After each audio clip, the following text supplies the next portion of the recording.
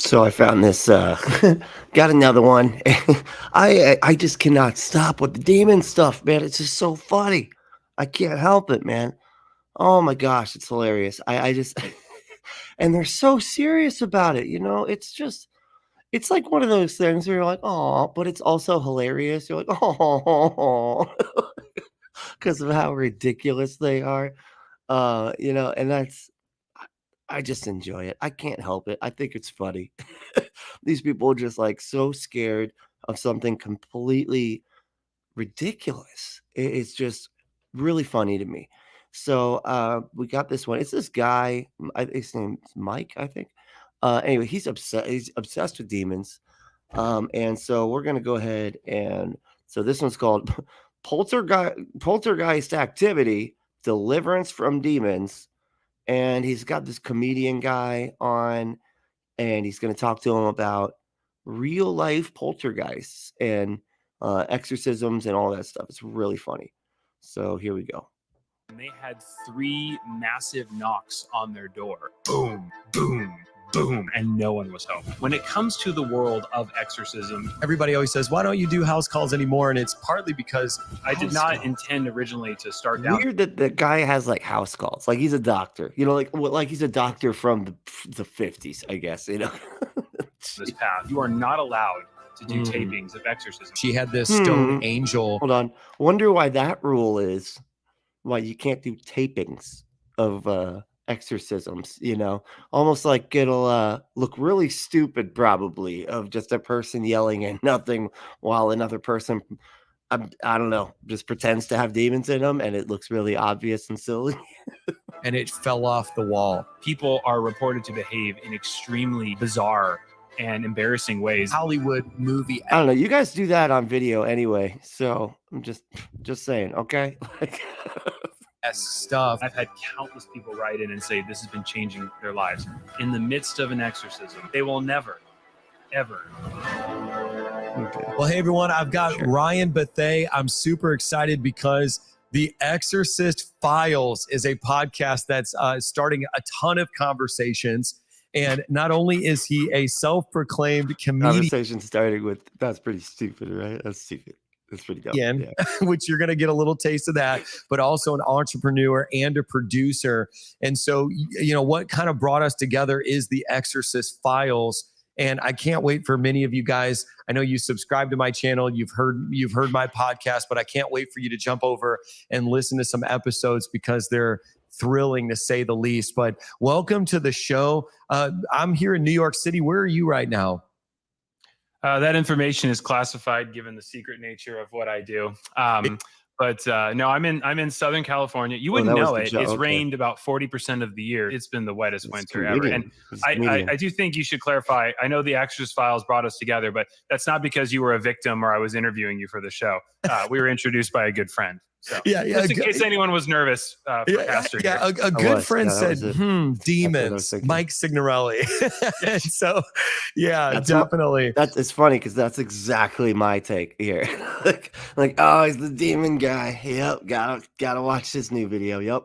Well, you know, you have a very unique perspective because part of what you do almost has like an investigative, like journalistic aspect to it. And I think real quick, they just, oh man, of course it goes away the second I pause it. From the podcast that we worked on, like Unapologetics, they had a video about like all the terrible things that happened in the when they were trying to tape the movie or tape. Why? It's because they said it. They were trying to film the movie Nefarious, and we were just covering that on the other one, and it's being advertised here. It's funny. It's just all over the place. I think what I try to bring in is the intellectual, rational side, because obviously whenever you're talking about deliverance, it can get an exorcism, as some people know it. Yeah, man. You can get into this, like, you know, everything's a demon. You can get into this, like, you know, almost like hyper emphasis on the demonic. And so what is like, see, yeah, and you're not like that. That's like your whole thing. You're basically like, yeah, I'm like the rational one. Like, where are the irrational people then? Like, if you're not the everybody's a demon guy and everything's a demon guy, who the fuck is? And please direct him, like, please direct me to his website because I need to watch it. What I love about you is like your approach And so can you talk to me about like, what does it look like to vet these situations? And how do you know if what you're dealing with is authentic or real, or what's the filter that you use? Because there's so many people watching, like binge watching my channel. My highest viewed videos are about the demonic, cursed items in people's home. And so people are binge watching my channel, but then they can become cursed items in people's homes. Like, who's calling in being like, I don't know, man, this, like, I swear this thing's cursed. This thing I got, it's a cursed item I have. Really, man? Fixated on the demonic and think that there's demons everywhere. And so how do you apply wisdom? What does that look like for you? That's you. You're the guy that thinks demons are everywhere, man. You know, to start, so, our show, the Exorcist Files podcast, is basically a deep dive into the world of theology, demonology, and it is told from a Catholic priest perspective. We use his case files as a jumping off point to explore these elements of this sort of unseen realm. And I did not intend originally to start down this path. If you had asked me 10 years ago, would you be, having a conversation with the demon guy, I'd be like, no, I don't. I was like, I did not anticipate this, but it's a subject that a lot of people are fascinated by. I find it particularly interesting too that there's a lot of polling to show that many people are moving away from traditional religion, but belief in the occult and demons and spirituality actually remains fairly high. There is just a belief in spirituality that permeates a lot of other cultural traditions, and I really enjoy hearing about that. And I thought it's interesting. I was in Iceland, and we met a gentleman who was absolutely convinced that there were elves in the rocks. And I was like, the Keebler elves? And he said, no, like actual elves. And I was like, oh, that's interesting. And now he thinks that's weird, right? Like, this is where you kind of see that, like, everybody thinks everybody else is weird. Like, just the other day, I can't remember who it was, what was going on exactly, but they started making fun of this lady that I know that believes in, like, healing crystals and stuff, right? She believes in healing crystals. She's all into the whatever you want to call it, like the health, the woo-woo, like the woo-woo world, right? She's all into that stuff, and they're making fun of her and everything, right?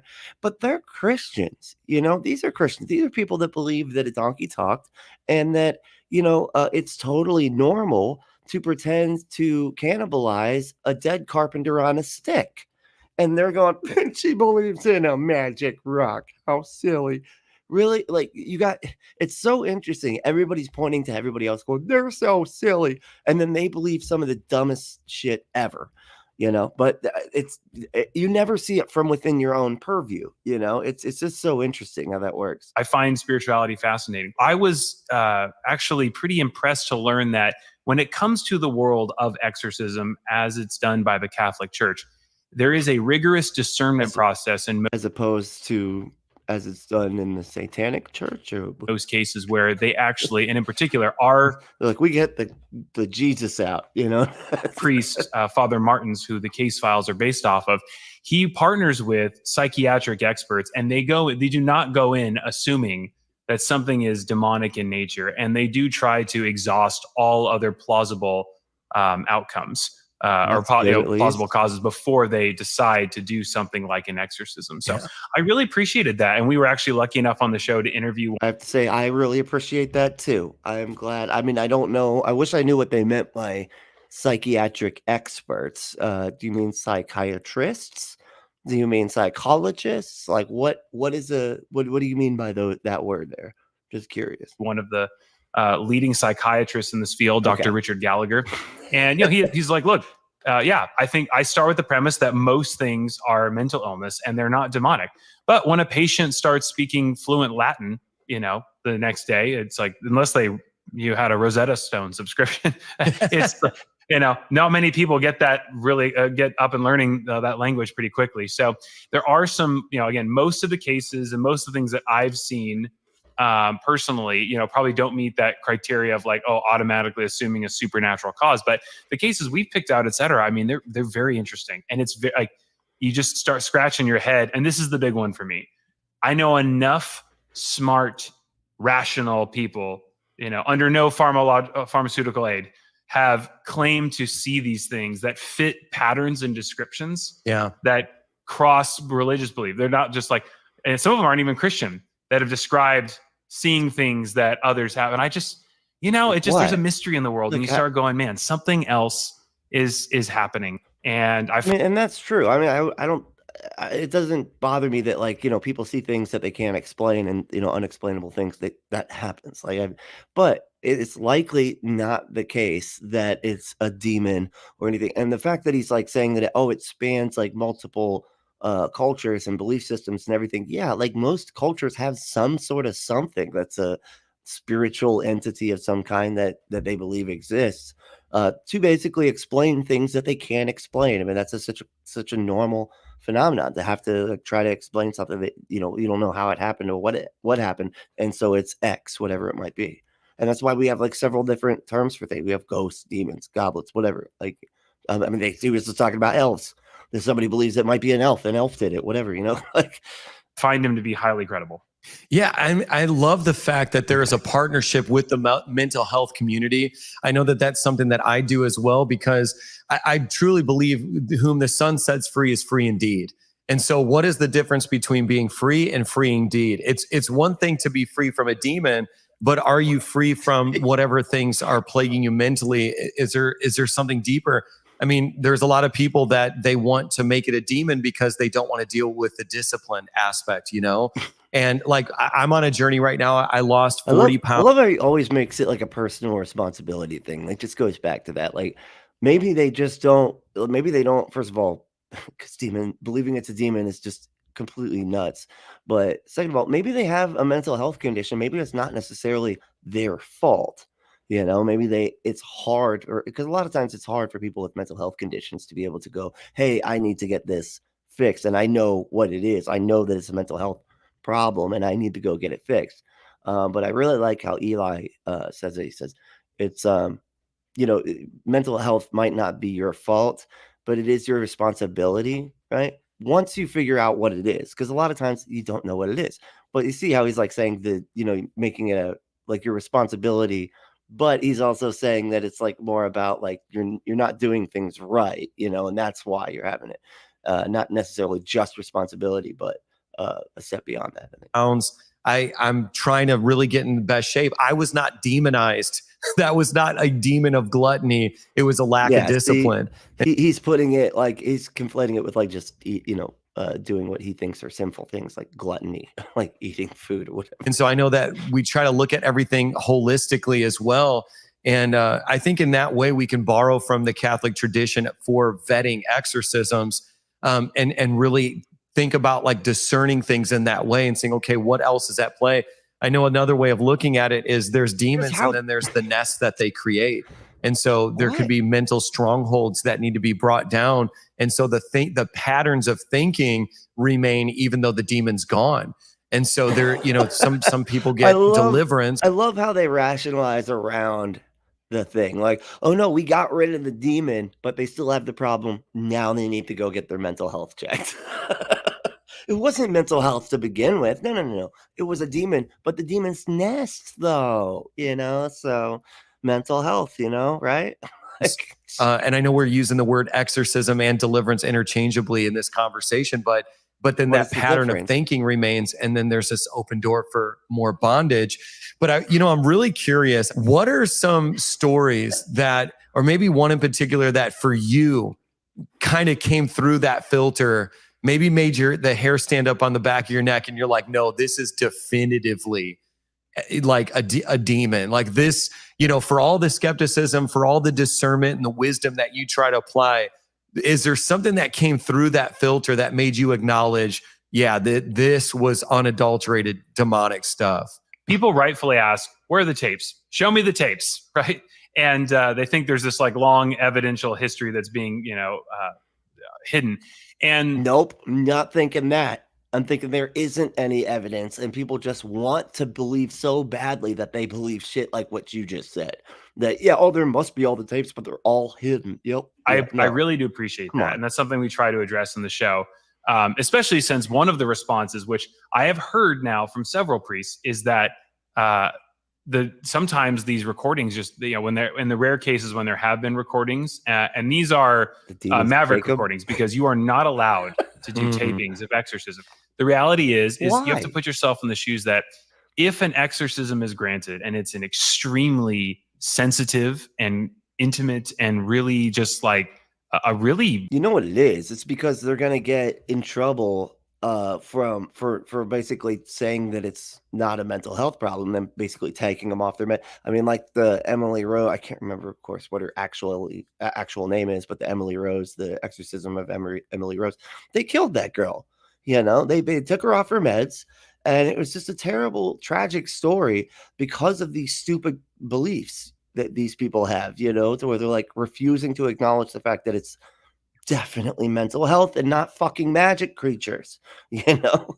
And so like pull them off their meds, and then they do the same. Oh, and then they die, and they're like, oh, the demons killed her. It's unreal. You know, kind of sobering thing.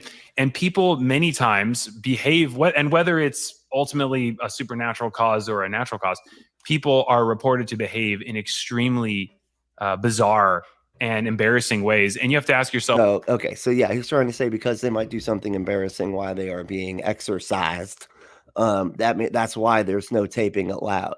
Are you sure it's not that there's no abuse to the mentally ill being taped? Is that couldn't possibly be the case, right? That's not it. It's just that it's embarrassing, right? Got it. Yep, sure. Like imagine if there was a tape of you behaving in a way that was about as like just, you know, debauchery like you can't imagine, yeah. Right? I've been recording this show and others like it, well through my alcoholic days. There's plenty of embarrassing tapes. Let me just and you got that leaked, right? Because one of the common reports from many of the people we talk to is that people who are being demonized are actually, they behave in ways that are animalistic and carnal. Yeah. Wait, what is the word demon? Am I using the word demonized to mean something wrong? Are they using the word demonized to mean like that you have a demon in you?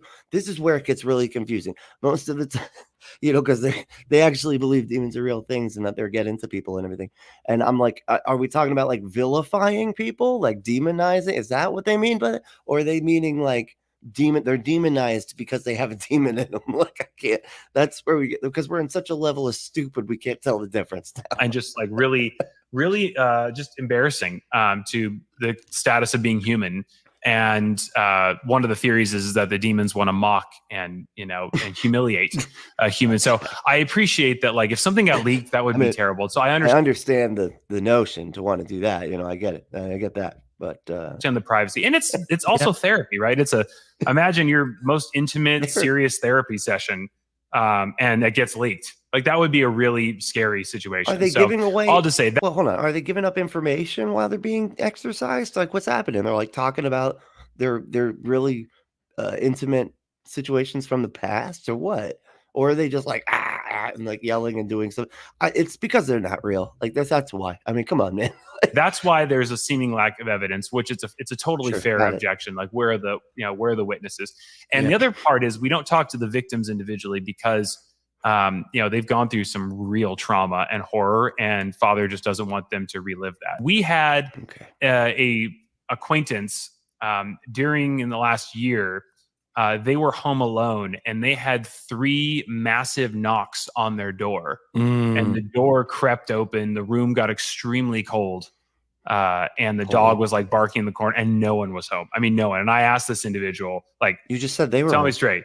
Is this the wind? Is it a tree? And it was like, no, it was like boom, boom, boom, and then, and I'm like, I don't know. I might get that old crucifix out, you know? So I don't know that. So yeah. And then again, I told you the biggest compelling evidence for me of some of these stories too, is I have a couple friends. Hold on. I've had situations like that happen where I hear noises and things that I could not explain at the time, you know, and even later, like there's times where things happen, like noises happen and stuff, but never once do I think like, oh, that had to have been a demon then.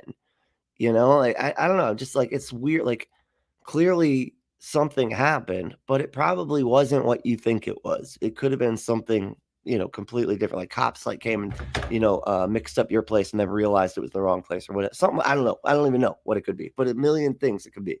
Don't know each other and independently described an experience at night with a dark shadow that was so dark it like actually stood out in the darkness. There is a sort of shadow-like entity that these demons will manifest as. And What? Same story. Jumps on top of them, tries to get them to submit, same language. And you go just like, what are the odds that 3 people have that? I mean, and maybe there's something in the human psyche, maybe that's a sleep paralysis thing, but it's one of those things where you hear it from enough people. And sleep paralysis is a thing. And a big aspect of that thing is believing that there is an evil presence in the room. And it's because it has to do with some part of your brain that is, it activates a part of your brain that is about the awareness of other things in the room. And because you're like half asleep, and like our brains are actually really good at finding patterns that look like humans, that like move like humans and other things like that. So it kind of like activates that sort of part of the brain. But it's because you're asleep, it's sort of like you're in between sort of a dream state and awake state. So you're like, you think you're in your room and everything is normal, but then that part of the brain lights up and you start registering like you are seeing a person in the room with you. But of course, that's not the case. You're just in between sleep. You go, we know this. What is going on? So it's either demonic or we're living in a simulation or it's the UFOs that are, I know the Pentagon doesn't know what's going on. They're like, when people say like the simulation thing, a simulation of what? What do you mean? And they're like, of reality, like our reality is a simulation of a reality. How does that, what do you mean? You need like a distinction between the simulation and a reality. It has to be simulating reality. See, this is where you just go into a loop, man. This doesn't make any sense either. So maybe it's all connected. I don't know, but there's something weird is happening. Yeah. Listen, well, I've done a video on the shadow people because that is a phenomenon that I hear about. Mostly from meth heads. I don't do this anymore, but I used to make house calls back in the day. And everybody always says, why don't you do house calls anymore? And it's partly because I feel like my obligation is to teach and train and release other people to do house calls. But I used to have GoPro footage of a ton of paranormal activity because people would tell me I have the ghost of a little girl in my house. And I had to be the guy who broke the news to them that unfortunately, that theologically, there is no ghost of a little girl. It's just a demon impersonating a little girl. And most likely the demon is not around you, but actually in you and like projecting. 3 levels of stupid in that sentence. Holy shit. He's like telling them because they believe a dumb thing, but that doesn't align with his dumb thing. So he has to add in another layer of his dumb thing to explain their dumb thing, all because you guys didn't understand what was happening and you just making up extra stuff. So you have little girls and all that. Come on, give me a break. And I would begin to say that. And as I started to expose it, I had this video of this woman just manifesting like crazy. I mean, as soon as I said it, and while I'm saying that, she had this like a stone angel, and it fell off the wall. It was just crazy. Whoa. Simultaneously, Hollywood movie-esque stuff. Right. But also, people in the YouTube community are begging me to release this footage. But at the same time, it can be incredibly devastating to someone's life for those things to go viral. And I don't think that people always understand the implications of that, and so the internet is like a really powerful. It's so funny how they come up with every reason they possibly get. Oh no, I've got the evidence. I could show it right now. Like really, you can't blur faces. You can't like, you can't like keep their identity like secret and blur their faces. I mean, the other documentaries that you guys love to put out always show like 7 people that are the shadows, people that talk like this. And they'll have to hide their identity. But you can't show the evidence video that you have of an actual demon and a woman manifesting, whatever the fuck that means. What? She's like making demons come out of thin air or what? Like, what does that even mean? Force for good, but also you get a lot of weirdos that will want to go to that house to have an experience or meet that person. And so, yeah. And you are the normal one. You're the normie and they're the weirdos, No, actually, I get what he means by those people that would try to go there and actually be like, I'm looking for a demon. Can I come in your house for a minute? I'm also sitting on a lot of crazy footage that will never be published. I was shocked to learn this, and I think it was the original Conjuring movie. But there was actually a lawsuit because the house they used, just as a set, ended up getting so many visitors afterwards. I mean, people are fascinated with this stuff, and so that's why another reason too we try to keep all that hidden because you do not want victims getting calls and because we've had people write in and say, can we talk to their neighbors at least? Like you can just not like you can just keep their identity secret, but release the footage so we can actually see that you guys aren't just crazy people. But it's so obvious that you're just looking for any reason that you possibly can to not provide any evidence that you claim that you have, just because you know that it's fake. You're just lying. You're just a bunch of fucking liars. No, people. There's a whole true crime community that could track some of this down. And one thing I love about the show is trying to reconcile. Do you mean like paranormal? I know the paranormal community kind of overlaps with the true crime community because they like serial killers and stuff like that too. That's a weird way to say that, because they're interested in the investigations into serial killers and stuff. They don't like the serial anyway. It's a weird way to say it. That's a whole nother conversation. But like that overlaps a lot with like the paranormal people, you know. But it's paranormal. It's not true crime. If you're talking about a ghost, it's by definition not true crime.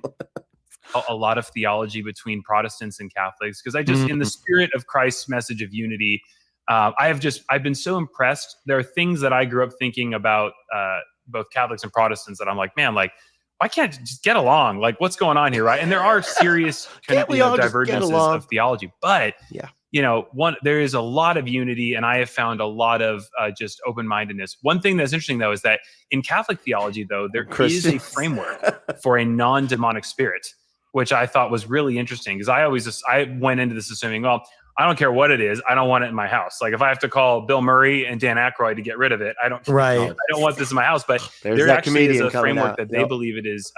Good comedy. Sometimes these spirits can be people in purgatory that are a sign of like a reminder to pray for those. So I found that really interesting. So they do a good job of like talking about Catholic theology, but also acknowledging, hey, that's not something necessarily Protestants agree with, etc. But bottom line is, I was like, if I see something I do not want anything in my room. No one welcome guests.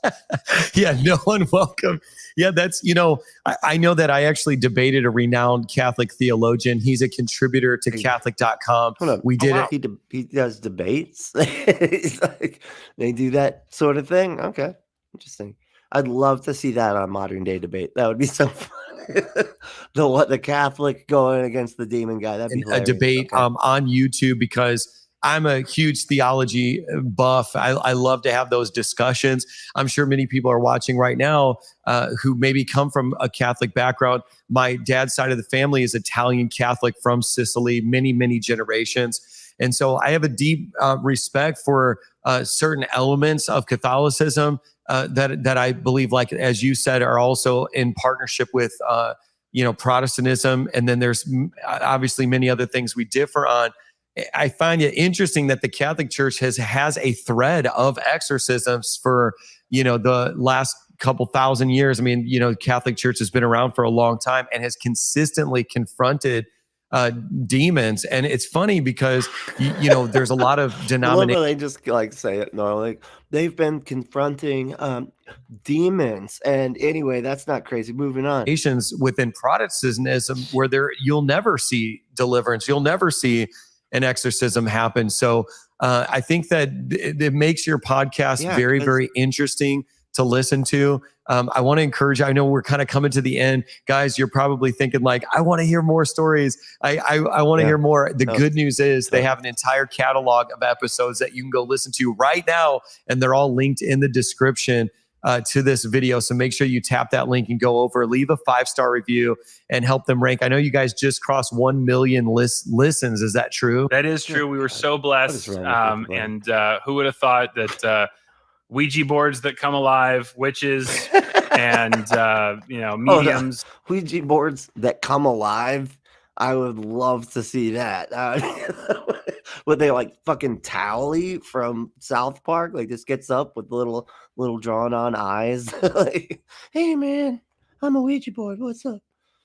And then of course, possessed firefighters all just help you. Who'd have thought? People are so into that, and it's absolutely bizarre. And I know I've danced around a little some of that, but like the reality is, if you want stories that are just a little out there, it's just some of these stories, you hear them and your mind is like, what do I make of this? I think there is something for everyone. Maybe listen with the lights on, and then listen to your show right afterwards, for a reminder that I say, if these things are real, again, because a lot of people write in and say, I don't want this to be real. It can't be. And I was like, no, if it is real, then that's awesome, because that means you have that much more authority. These things are, weird. Okay, so more afraid of. So he's actually talking about it from at least a semi-skeptic perspective, right? Which is kind of interesting because you can see it's kind of bothering him. Every time he talks about like the like a more skeptical viewpoint, you can kind of see the Mike guy like wince, kind of like it's just, it bothers him, that he's actually looking at like, hey, this might not be real, because he's the other guy's like, hey, it's got to be real, okay? I used to do house calls, okay, for demons. So but it's just interesting that he's like, hey, and I agree with him actually on this, is that if it's real, then I'd like to know about it. The problem is y'all keep making up excuses for why you have no evidence, and it's just kind of funny. So but I appreciate his honesty about saying that it might not be real. That's I like that at least a little bit. Of you than you are of them. They're like cockroaches. It's just sort of like, all respect to insects, but man, cockroaches are gross, and I don't want any in my house. But if I see one, bam. Yeah, come on. Peace. Love that. Well, here's the good news. If demons are real, so are angels. If angels are real, so is God. I mean, to me, and I think I'm seeing, as a pastor, I am seeing thousands of people leave atheism. I see thousands of people leaving, what they would consider agnostic. I can neither confirm nor. I could see that, like, people leaving from agnosticism, but like, I don't know. All these people, they always have oh, my friend was an atheist, or a lot of Christians are like, I used to be an atheist, and half the time I'm just like, yeah, right, man. I just highly doubt that. You might have been like, I don't know. I was just someone that doesn't care, and it's like, I don't think it's there and I don't care. But that to me seems more like an agnostic than an atheist. Usually an atheist thinks it's not there, but he cares about it. He cares that it's not there. You know what I mean? Or deny the existence of God, and they're crossing over because there's so much curiosity about the supernatural realm, the spiritual realm. And the good news is, once somebody gets to the point where they're like, this is a malevolent entity, this is a demon, they are just one more step away from acknowledging what is the opposite of that. And so then it opens up that doorway. It opens up that conversation. For me, deliverance has been the impetus for so many people learning about the truth of Jesus Christ. So for all of you guys listening, go over there, listen to the Exorcist files, and then come back here and listen about how to get rid of it.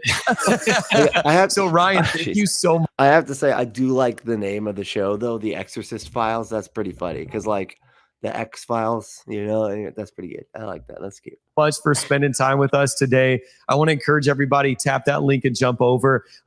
Any final words? One, if you're Protestant and you're like, I don't want to listen to a show that's outside that theological framework, like, I think there's really. It's so sad that he has to do this. That he's has to be like, it's okay, Protestants. Yes, we talk about Catholics because they're like, fucking Catholics. I will not listen to anything that even mentions Catholics. What is wrong with you people? The team has done a remarkable job. I'm so proud of the team. They just do a great job of, like, Father gets to speak the truth and what he believes, and then also trying to raise, hey, like, and there's people who don't agree with that, but just bottom line is, we are all united in that, if these things are real, no one wants them, get rid of them. And one thing that I thought has really been a lasting change for me is just, and again, this is something you can do even if you're not religious. And I just found this to be a helpful thought process. Mm-hmm. One thing that Father said that stuck out, and I've had countless people write in and say this has been changing their lives. He is never in the midst of an exorcism. He's heard demons say the most horrible, terrible, awful, immaterial beings that just are 4-year-olds equipped with a really robust, bad vocabulary, right? That will just tear a priest apart, but they will never, ever blaspheme God's name, whether they can't or whether they won't. He has said in his experience, he has never heard that. And again, I'm just going off what he is. And I thought, man, we say the Lord's name sometimes. God's name, I blaspheme thee. Like, what do you mean to do that? Like, when you stub your toe.